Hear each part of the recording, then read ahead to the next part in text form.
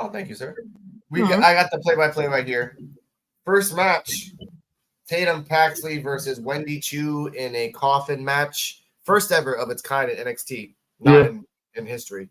Before I continue, I will say entrance was Wendy CHOO came out with her own little like small 10-year-old bed, and Tatum Paxley came out with the most biggest coffin that was probably made for Vader.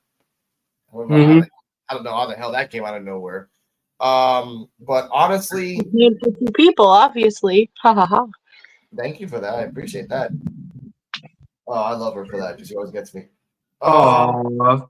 Wendy dressed up like the Nightmare Before Christmas. Tatum Paxley, and I have to say this, you showed your butt and your underwear more times than Wendy showed her face. Because she always did that move where her legs went all the way to the back of her head.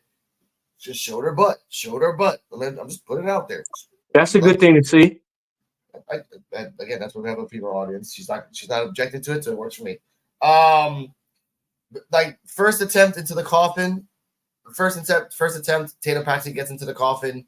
Wendy tries to close the coffin. Tatum uses the pillow. They go back inside the ring. Wendy hits her with the pillow. Tatum kind of like spins around. Then I'm like, okay, what's in the pillow this week? We find out it's just it's a whole bunch of freaking Legos. From those Legos, counter wrestling it, that Tatum Paxley does a backdrop, falls on the damn Legos. That freaking sucks. Another time they got into the coffin. Well, let's not forget the lead up to her falling on the Legos and the back and forth of who's gonna fall on the Legos. Yep, that's what we call counter wrestling, and I love it for that. We got 2 comments coming up right now. I'll leave it right now before we continue. Thank you, Brad 2024. Hi. Yo. Hello, Brad. Thank you for watching. Hello. Hey, it feels good to get positive feedback this time, though, ain't it? Yeah, excellent. Now, other highlights of that match. Tatum Paxley put a trash can on top of on Wendy CHOO and hit her with some brooms. Also, Tatum Paxley tried to do the crossbody into the corner. Once it was a success, twice it was a failure because she crossbody into the trash can. That was just deadly. Then Wendy CHOO put a trash can on her and did a double drop kick into the corner. They did it again. They put it on her head and did another kicks anyway. After that, everything happening, they were on top of the coffin. Okay, we're leading up to the end. They were on top of the coffin, and Wendy and Tatum were just fighting and fighting and fighting. Out of nowhere, Tatum gets a fire extinguisher, hits her with the fire extinguisher. She lands on the bed. Rock-a-bye, baby, as Booker says and the other people say it. Shout out to New Jack City. Then Tatum gets her up, puts her in the coffin, closes it for the win. That was a match. That match lasted relatively 10 minutes. Well, you forgot the part where Wendy almost had Tatum in the coffin and then like elbow slammed her and both of them into the coffin and the lid closed, but it didn't count because they were both in the coffin. Thank you for that. I actually wrote that down. That is a weird rule that NXT had to learn on the fly. Because again, if both people are in the coffin, then it should be a draw. Yeah, it should be a draw. It should be a draw. But since it's a coffin match where one person's supposed to be in the coffin and there's only supposed to be one winner on the fly, you're like, oh shit, we can't. And you're right. Thank you, Fredella. You can't ring the bell. But yes, they both popped out of the coffin. Wendy CHOO did a nice little like zombie get up. And then Tatum got up and did the smile as well, saying like, oh, this is fucking fun for me. And also, but in the end, Tatum won the feud against Wendy, which I hope this is over and done with. Mm-hmm. Oh, by the way, other highlights, which I forgot to say. During commercial, they were showing some things I couldn't see as well, but when they came back from commercial, there was a dollhouse in the corner. When like Tatum tried to throw Wendy into the dollhouse, didn't work. Wendy tried to throw her into the dollhouse, didn't work. Wendy did a nice little over the body suplex into the dollhouse, which I love this detail. Did it? She hit the dollhouse. Dollhouse exploded, but then the dollhouse landed on her, on Tatum, and covered her up completely since she's so damn small. So I was like, oh shit, she's gone forever. And we also have another person, Joe BNCO. Hello, sir. Speaking of the devil. How y'all doing? So Good. so happy birthday to your daughter as well. We said that at the beginning of the show. Yeah, thank you. Of course, Yeah. always. You know how it is. Talking about the casket match. Yeah. Tell us your thoughts and the highlights if you remember. Well, I mean, first ever women's casket match, so that's a big plus. That is true. Haven't had a casket match in 2 years. Yeah. It could have been more. I felt like they didn't utilize the casket enough. Yeah. I felt like it was a hardcore match with a casket outside. Mm-hmm. And I feel like the ending was very sloppy. Oh, because Why of do go on, Carl. No, you go ahead. Because of the fire extinguisher? No, just how she put her through the bed, how like she moved out of the way, and like how Wendy like kind of fell off through the bed, and then she just picked her up and just dumped her in. Yeah. Like there was just no pizzazz, no nothing. It's all the time in wrestling where like I remember a show like that one time where it's like every single show just had an anticlimactic ending. It just felt like, it felt like there was supposed to be more. It's like, oh, that was it. Like there's another match later on tonight that I kind of But to me, I feel like in the casket match, it was like too light. It was like how you say it was too. It was like a too kiddish to me. It was the match was too kiddish. Yeah. How would Sorry, my apologies. Oh, you good? You good? Go ahead, Cardola. Yeah. No, I was gonna say like I think it was just meant to be like a little kitschy Halloween match. Like that seemed like the vibe. Yeah, kitschy, but it was kiddish to me though. Like it should have been. It should have been like a hardcore. Like, it should have been a casket match. It should have been a dollhouse match. It should have been a hardcore kitty match. Like Joe's right. The casket was only used 3 times in 3 spots, and that's it. Everything else, the Legos, the dollhouse, they used more trash cans than the casket. they could have at least used casket related items like an urn, or they could have used a shovel. They could have you could have had someone pull out a bag of dirt and like throw it in the other one's eyes. Yeah. All we had was a pillow full of Legos. That's it. And I felt like that match should have been saved for last because it was a specialty match. Yeah.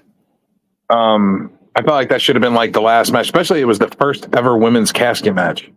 It's something special. That should have main evented the show.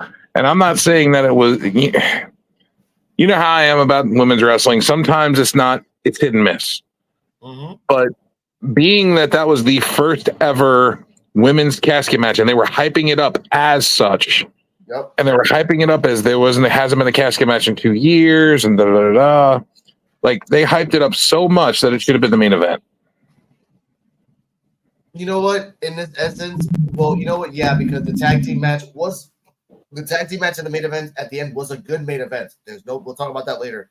But this was a. And I shout out to my friend Pooh Bear for this, wherever you are in heaven or wherever. This was an apple inside of an orange bag type of match. Like this was a match meant for hardcore, meant for something specialty, but not meant for a casket match. And they only had a week. They only had a week to promote this, which is kind of a shame. You could have done this for 2 weeks. Talked about like your inner demons and everything. By the way, where the fuck is Tatum's friend? Where the fuck did she go? Lyra Valkyria? She's been gone for 2 weeks. I ain't seen her on any TV. Maybe she got fired. And that could be another storyline for the future. Tatum's like, I was in a box for a whole week. Why didn't you look for me? Oh, that's what I think. That's what we got another comment before we continue on. Hey, here we go. What up, D? Kiki5? Yo, what up, though, Kiki? Thank you for showing your presence and everything. I appreciate it. Please hit that like. More people find us. More people will have fun hanging out with D-Walk. Rating. Yeah, I mean, I don't know. As Cara, go on.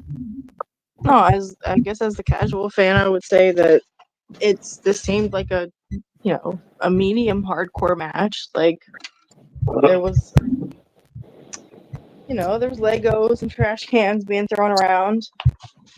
So I'd say there was definitely a little bit of an up the ante, but I guess this wasn't your typical coffin match. But No, yeah, I mean not close. overall I was impressed with the outcome, and I was kind of expecting it halfway through, like with the way that Wendy was beating Tatum's ass. So it just seemed Yeah. like there had to be a turnaround, and that was the moment when Tatum kicked her legs out of the coffin. Yeah. I was like, oh, there's the comeback. So. Ladies and gentlemen, for a good reference of a coffin match, and I'll send you the link, baby, because it's on YouTube for free. Ray Phoenix versus Min Muentes, coffin match, Lucha Underground, 2013. That is a definition of a casket match. Yeah, it's not it's a blood feud type of match, Cara. It's the match. Undertaker versus Mankind. Yeah, but that's more on like our style of like loving wrestling, like more slow, methodical, psychological. I recommend the Phoenix Mil Muentes because there is psychological in that because you don't really need to know the story. Like Mil Muentes hates Phoenix because Phoenix is hitting on his girl. Boom, that's it. That at that moment in time, that was the only fucking reason. So they killed each other in that match.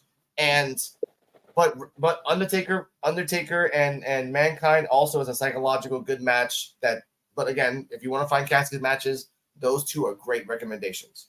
That's all I can say about that. yeah. I like the way that they used to do casket matches, how they set it up. Yeah. And sometimes they even had a buried alive aspect to it. Yeah. They haven't done Didn't a very Undertaker Kane had a casket match too? Of course. Yep. Yep. Of course, dude. They always have that shit. That's just how it is. But what I didn't like about the first casket match they had together is when Kane beat him, and then he chopped up the casket with Taker inside with the axe, poured gasoline on it and set it on fire at the top of the ramp. Yeah. That's wrestling, baby.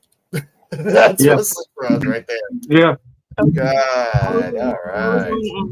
For this recommended match, it was the beef about this guy hitting on his girl. Was that fake beef or real beef? Fake beef. The same guy who I forgot what his name was, the director. Really good director. He's Tarantino's friend. He made a show about wrestling, but it was more of a like from dusk till dawn type like style of wrestling. Talking about Lucha Underground? Yeah, Lucha Underground. Who's the director that funded that for a few years? Oh, it was El Rey or something like that. It was it was the El Rey. El Rey Network, but the guy who did Pan's Labyrinth, that movie, the recent one, that was the director's name. That guy did it. Guillermo del Toro or something like that. See, thank you. Guillermo del Toro, Carl. That's his show. He made a show, but he also made like a very long series type of show. There was vampires and gods and dead people and it was wrestling. It was wrestling. Okay, I need to see this because I'm confused now. But all right, I'm down. It was like they were wrestling in like this temple, in like an old Mexican temple. Yeah, and it wasn't really a temple. It was a basketball court turned into like a wrestling ring in Boyle Heights in Los Angeles. All right, this doesn't surprise me. I'm intrigued.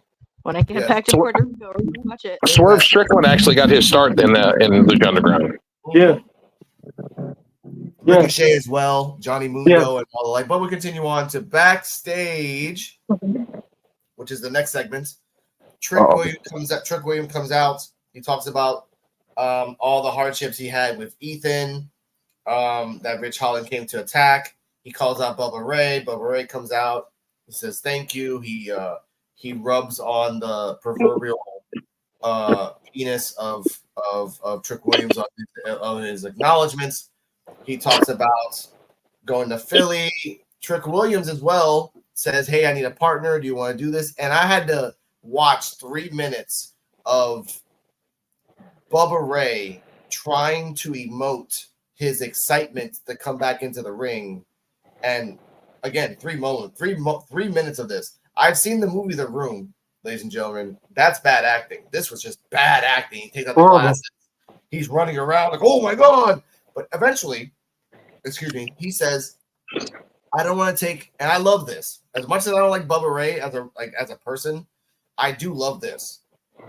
He says, I do not want to take away the chance of another wrestler tag teaming with you in November because it's not fair.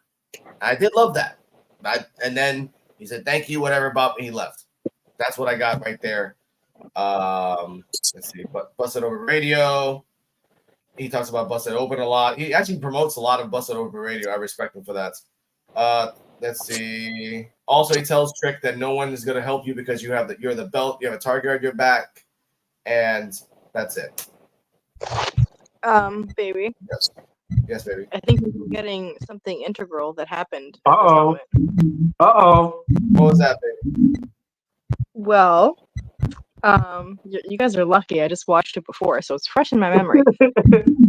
And that's dope.